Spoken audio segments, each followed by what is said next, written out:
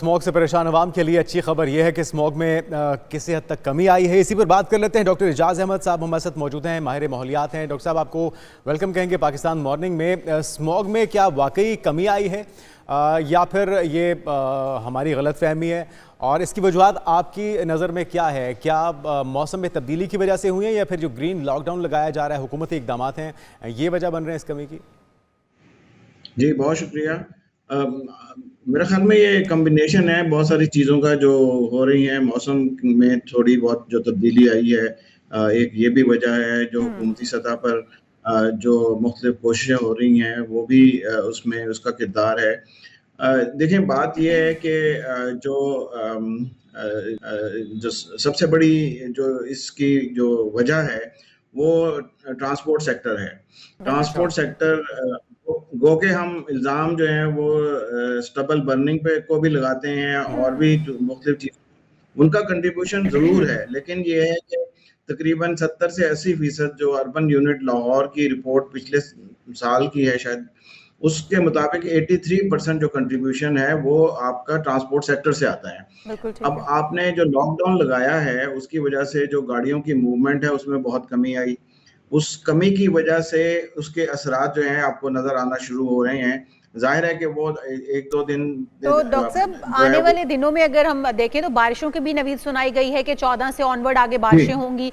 बारिशें भी स्मॉग में कमी की वजह बनती हैं या फिर स्मॉग जो है वो बरकरार रहेगा बारिशें होती भी हैं अगर? तो नहीं, ये जो देखें आर्टिफिशियल रेन की जो क्लाउड सीडिंग की जो बात हो रही थी उसकी यही बुनियादी वजह थी कि जी वो जो भी ज़रात हैं वो उनको अगर वो सेटल डाउन हो जाते हैं तो उससे जो है स्मॉग में बहुत ज़्यादा कमी होने के इम्कानात होते हैं। अब अगर बारिश हो, ये जाहिर है कि वो जो आर्टिफिशियल रेन की बजाय अगर एक नेचुरल जो बारिश होती है तो उसके असरात ज़्यादा बेहतर होंगे, क्योंकि वो एक ज़्यादा बड़े इलाके में आप कर सकते हैं, उसकी कीमत भी कोई नहीं है। तो और वो एक पॉजिटिव जो है ना वो जो, क्योंकि क्लाउड सीडिंग जो आर्टिफिशियल रेन है उसके भी माहौलियाती असरात होते हैं, उसमें केमिकल्स इस्तेमाल होते हैं, मनफी असरात उसके बिल्कुल हो सकते हैं। अच्छा डॉक्टर साहब, आपने बात की कि सबसे जो बड़ी वजह है स्मॉग में इजाफे की वो ट्रांसपोर्ट है या ट्रैफिक की वजह से जो पैदा होने वाला पोल्यूशन है, लेकिन हमने मुल्तान में भी देखा, मुल्तान की और लाहौर की आबादी में बड़ा फ़र्क है और वहाँ पे भी हमने देखा कि 2000 प्लस हो गया AQI। तो क्या वहाँ पे भी यही या फिर वहाँ पे कोई और मुहर्रिकात हो सकते हैं? और मुहर्रिकात हो तो सकते हैं, लेकिन जो वहाँ पे ये कम से कम जो स्टबल जो एग्रीकल्चर जो राइस की कल्टीवेशन कम होती है तो वो जो कंट्रीब्यूशन है वो कम है। लेकिन ट्रांसपोर्ट सेक्टर देखें, बारिश के ना होने की वजह से जो आपके जो ज़रात हैं, चाहे वो मिट्टी के ज़रात हों, चाहे वो ट्रैफिक के जो धुएं के ज़रात हों या भट्टों के ज़रात हों, वो तो मुअल्लक रहेंगे हवा में। अब ये आहिस्ता आहिस्ता एक्यूमुलेट, दो तीन चीजें हैं। अब पिछली बार शायद हमारी बात हुई थी कि कराची में ये क्यों नहीं हुआ है। कराची में इसलिए नहीं है कि हवा की जो रुख है वो समंदर से जो है जमीन की तरफ होता है, जिसकी वजह से वो डिस्पर्स हो जाते हैं पार्टिकल्स। यहाँ पे जो है ये जो है ना लॉक हो जाती है हवा जो है वो। अच्छा, एक चीज़ और भी है डॉक्टर साहब, आप ठीक कह रहे हैं कि कराची में हवा इतनी तेज़ होती है कि वो इस सारी आलूदगी को अपने साथ बहा ले जाती है, लेकिन क्या ये सिर्फ सर्दियों में हमें ये जो महसूस हो रहा है ये सर्दियों में ही इसमें इजाफा होता है स्मॉग में, या ये पूरा साल रहती है? सर्दियों में हमें नजर आना शुरू हो जाती है, महसूस होना शुरू हो जाती है, और इसके जो असरात मनफी असरात हैं ये तो पूरा साल फिर हमें बर्दाश्त करना पड़ते होंगे? जी बिल्कुल, ये सारा साल ही इसी तरह रहती है, लेकिन सर्दियों में इसलिए ज्यादा क्योंकि दिन का जो दर्जा हरारत है और जो सुबह या शाम से लेकर सुबह तक का जो दर्जा हरारत है वो उसमें बहुत फर्क होता है। तो होता यह है कि हवा के दबाव की वजह से जो भारी ज़र्रात हैं वो आहिस्ता आहिस्ता नीचे आना शुरू हो जाते हैं। वो जो नमी की वजह से वो और भारी हो जाते हैं और वो जमीन पर आना शुरू हो जाते हैं, जिसकी वजह से सर्दियों में ये चीज हमें ज्यादा नजर आती है और वो नजदीक हो जाती है कि जब हम सांस ले रहे हैं तो उसमें हमें महसूस होती है। तो डॉक्टर साहब, इसकी वजूहात पर अगर बात करें, क्योंकि सर्दियों में भी आपने कहा, गर्मियों में भी है, सर्दियों में भी है, ये क्लाइमेट चेंज की वजह से है, इसकी कोई और वजूहात भी हो सकती हैं? क्योंकि अगर ये पोल्यूशन, ये पोल्यूटेड जो गैसेज हैं, अगर ये पूरा साल ही रहती हैं तो कोई ना कोई वजूहात तो होंगी। इसकी बेसिक रीजंस पर अगर हम जाएं तो क्लाइमेट चेंज कहा जा सकता है। नहीं, इसमें जो बेसिक रीजन जो है वो ट्रांसपोर्ट सेक्टर की बहुत ज्यादा जो है वो अहम किरदार है। दूसरा इंडस्ट्री और जो भट्टे हैं ये भी एक किरदार अदा करते हैं, क्योंकि ये जो ऐसी चीज है कि गर्मियों में ट्रैफिक जो है वो ज्यादा होती है। ट्रैफिक इसलिए ज्यादा होती है कि जो वर्किंग आवर्स आपके जो हैं वो ज्यादा बढ़ जाते हैं। सर्दियों में शाम को इशा के बाद जो है, जो इशा तकरीबन 6:30-7 बजे होती है, उसके बाद आहिस्ता आहिस्ता ट्रैफिक जो है सड़कों पे कम हो जाती है। गर्मियों में जो शाम का टाइम है उसमें ट्रैफिक बढ़ना शुरू होती है, और रात को 2-2, 3-3 बजे तक जो है अगर आप सड़कों पे जाएं आपको उसी तरह ट्रैफिक जो है वो नजर आती है। कुछ ट्रैफिक तो सर ये इकदामात किए जाने के बाद भी डॉक्टर साहब वही हम देख रहे हैं, हाल ट्रैफिक का तो बिल्कुल कमी वाकई नहीं हुई है। हालांकि साउंड भी लगाया गया, लोगों को घरों तक महदूद किया गया, तफरीही मकामात बंद किए गए, लेकिन कोई उतना खास फर्क पड़ा नहीं है। लोगों के आदत और उनको बदलने में वक्त लगेगा। अगर हम बारिश की बात करें तो बारिश में कितनी स्मॉग में कमी आ सकती है, कितने फीसद आ जाएगी? देखें, बारिश अगर अच्छी हो जाती है तो फिर तो कम से कम जो है हफ्ता 10 दिन अगर बारिश रहती है, या हर हफ्ते एक आध अच्छी बारिश हो जाए, तो फिर तो ये स्मॉग का इशू जो है वो ना होने के बराबर होगा।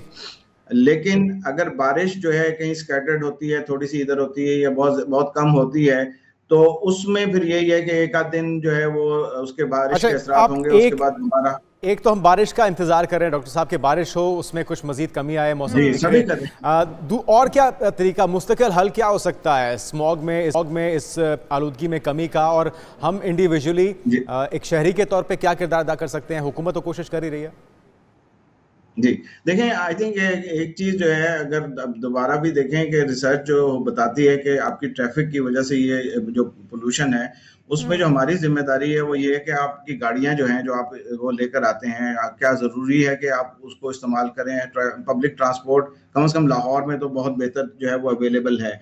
उसके अलावा गाड़ी की ट्यूनिंग जो है, कैटालिटिक कन्वर्टर जो है, मैं अपने तौर पर बात कर रहा हूँ कि एक इंडिविजुअल जो है वो अपनी गाड़ी की अगर ट्यूनिंग बर वक्त कराते हैं, इस्तेमाल जो ऑयल इस्तेमाल होता है वो बेहतर ऑयल इस्तेमाल करें, क्योंकि हमारे यहाँ उस पर भी कंट्रोल नहीं है। जो ऑयल इस्तेमाल होता है, जो पेट्रोल है, उसका जो हमारे यहाँ जो यूरो 3 या 4 चल रहा है, लेकिन जो है उसको बेहतर करने की जरूरत है। हमें जो जिम्मेदारी हमारी है वो ये है कि अपने जो ट्रांसपोर्ट सेक्टर के हवाले से अगर हम देखें कि कम से कम जो है उसका इस्तेमाल करें।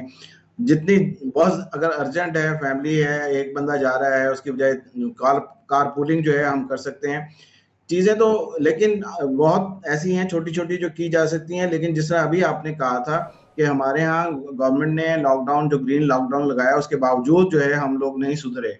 हम उसी तरह जो है वो लगे हुए हैं। हमने तो डॉक्टर साहब मास्क लगाने नहीं शुरू किए हैं अभी तक, क्योंकि हम बार बार बताते भी हैं, देखते भी हैं, डॉक्टर्स भी कहते हैं, लेकिन हम मास्क फिर नहीं लगा रहे हैं। कोविड के दौरान भी यही सूरत हाल थी, लोगों को ज़बरदस्ती मास्क लगाने पड़े, फिर फाइन करने पड़े, उसके बाद लोग जो थोड़ा समझे और सुधरे। अभी भी वही सूरत हाल है।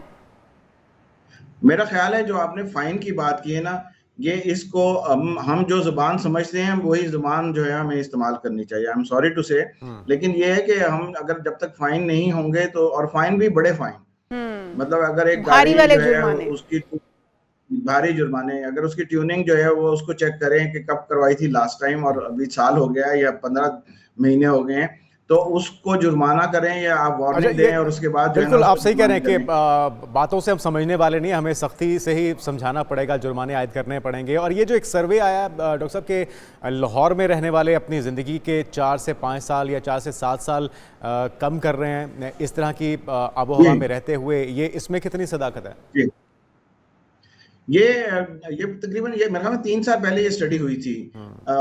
ये जो है उस वक्त शायद इतना गौर नहीं किया गया, लेकिन अब जो चीजें और मजीद जो इदारे हैं उन्होंने भी रिसर्च की, तो उसमें यही है। देखें, क्वालिटी ऑफ लाइफ जब आपकी खराब होना शुरू हो जाती है, और फिर जो सांस लेना जो है वो तो एक बच्चा जो पैदा होता है, खास तौर पे जी आपने भी जिक्र कर रहे हैं, बच्चे, बुजुर्ग, दमे के मरीज, ये तो सबसे ज्यादा मुतासिर होते होंगे। जो वल्नरेबल, हाँ जी, खवातीन जो है, मतलब है कि ये इस हवाले से ये जो स्टडी है ये इसमें काफी हद तक सदाकत है, और ये एक वैलिड जो रिसर्च इंस्टीट्यूट है उन्होंने की है। आई थिंक यूएन की कोई बॉडी है उसने इसको इंडोर्स किया है। तो ये बज़ाहिर ये ऐसे लग रहा है। अब आप देखें कि इस वक़्त जो लाहौर की सिचुएशन है या बाकी शहरों की, इस्लामाबाद, रावलपिंडी में भी यही सूरत हाल है, उसमें यही है, हर कोई खांस रहा है, हर कोई आपके हॉस्पिटल्स में जो ज़्यादातर लोग ऐसे हैं जिनके जो ये स्मोक की वजह से उनके ऊपर असरात हुए हैं।